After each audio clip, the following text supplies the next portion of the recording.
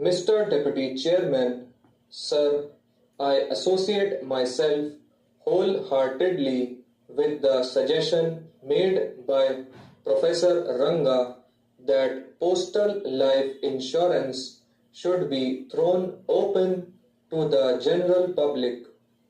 Incidentally, I may say that I am glad to find myself on this occasion in company with Mr. Bhupesh Gupta also. They say that one is known by the company one keeps, but I only wish that I shall not be judged by the little company that I am going to keep with Mr. Gupta. I have said that I associate myself with the suggestion made by Professor Ranga. I have called it a suggestion because it can only be suggested to the government to take such a step at some subsequent stage, because so far as this bill is concerned, this suggestion could not be incorporated therein. My friend Mr. Gupta has unnecessarily criticized the government for not having incorporated this in the bill itself.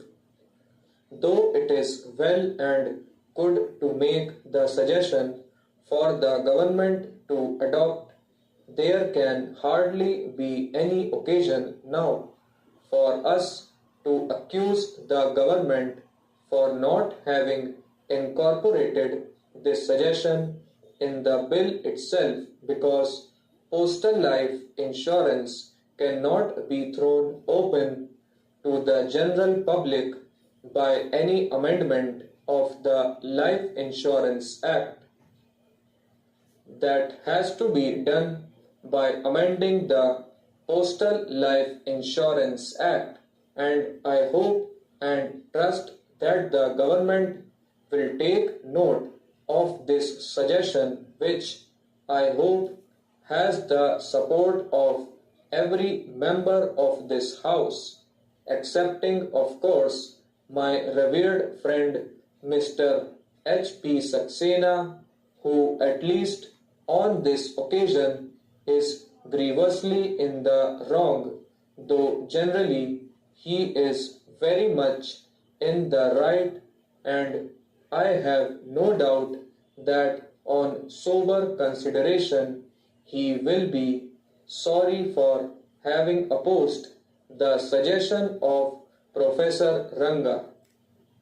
Sir, there is a general feeling in the country, a feeling with which most of the members, I believe almost every member here, would be in agreement that insurance business should be nationalized, though in due course, and I think the first step that the government might take in that direction is to throw open the postal life insurance to the general public.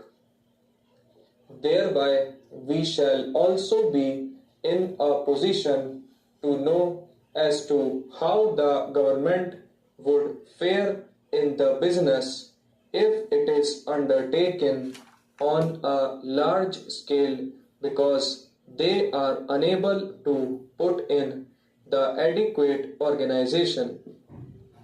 There is